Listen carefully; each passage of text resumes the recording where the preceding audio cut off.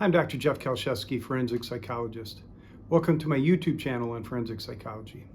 Recently, I received an email from one of my subscribers asking me if I could share any thoughts about the idea of high IQ killers.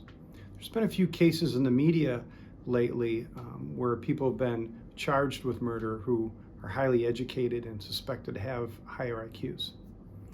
Well, in my work as a forensic psychologist over the past 25 years, I've seen killers from all walks of life, all kinds of educational levels, with a variety of IQ levels as well.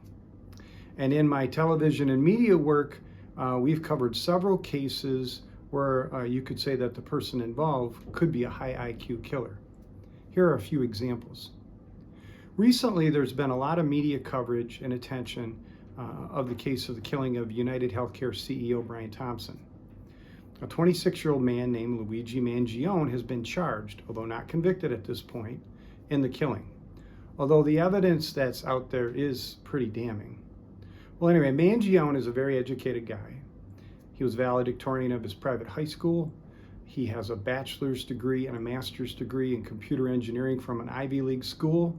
So this is definitely a high IQ guy.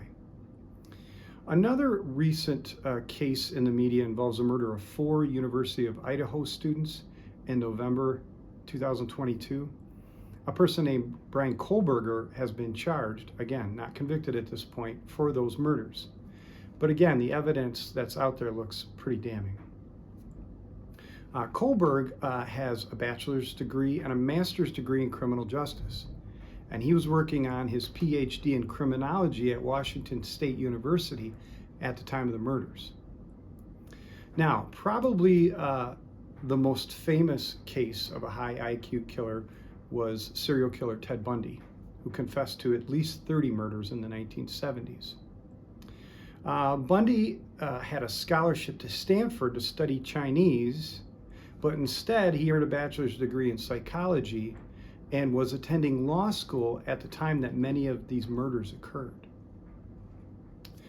So, what are the flaws or sort of the criminal weaknesses that I've seen in high IQ killers or in the cases that I've examined on media programs?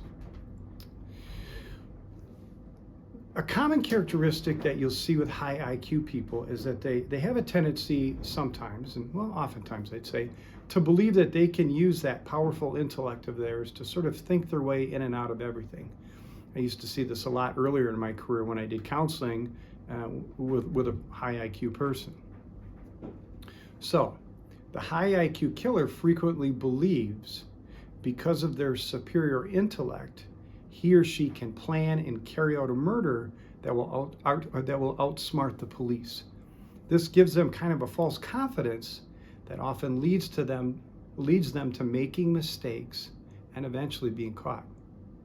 The second thing that you see in high IQ killers is that because of this broad intellectual bandwidth, they tend to overanalyze their plan for a murder.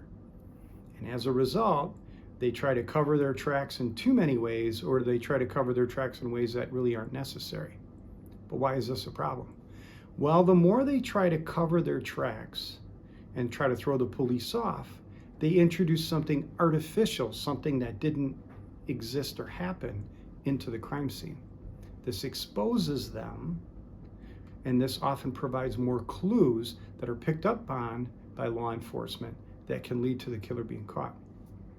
The last thing, and this is the biggest flaw, a lot of high IQ killers also have a prominent narcissism or an arrogance that comes along with their advanced intellect. They think they're smarter than everyone else and can outsmart everyone. This is really on display when you see police interrogation videos of high IQ killers. And this arrogance and narcissism also results in them thinking they are so special that they can and have pulled it off, and it's not possible anyone would suspect them. And this can expose them. The best examples you see is cases where the actual killer pretends to try to help in the case. For example, volunteers for a search party to look for a body. Or they show up at an identified crime scene as a spectator. So think about some of the cases of high IQ killers that you've read about or seen videos about, and how these ideas might apply.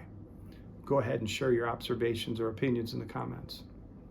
If you're interested in forensic psychology, subscribe to this channel. Pass this link along to others who have a similar interest. I'm also on other social media outlets, TikTok, X, Facebook, and Instagram. Everything is under Dr. Jeff Kieliszewski, forensic psychologist. Thanks.